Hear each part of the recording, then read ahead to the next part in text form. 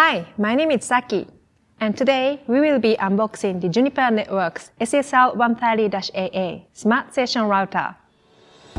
The Juniper SSR130 is a compact AI-native SD-WAN router designed to enhance network performance and security through session awareness and zero trust principles. Let's get straight to the unboxing. Here, you have your link to your online quick startup guide. An RJ45 to COM console cable. It also ships with an external power adapter, 2 antennas for 4G LTE connectivity, and a country-specific power cord. Let's have a closer look at the router.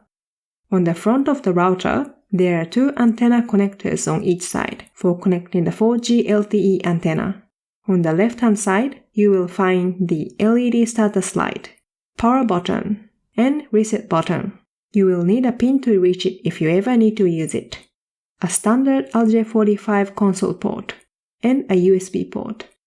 On the right, you will see 6 1GB RJ45 ports and 2 RJ45 or 1GB SFP combo ports. On the left-hand side of the router, you will find SIM card slots for 4G connectivity.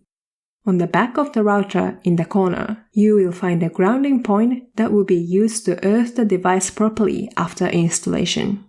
There are 2 air vents for fan flow, the label claim code, and a QR code. You can use the claim code to manually claim the router in the Juniper Mist dashboard, or you can claim the router using the Mist AI mobile app by scanning the QR code. A power supply input adapter to connect the router to the external power supply. There is nothing else on the right-hand side of the router. At the bottom, you will find a label with the serial number and MAC address. And there you have it. For more information, check out the library at ainetworking.club, and please click like and subscribe to stay up to date with all the latest content. Thank you for watching.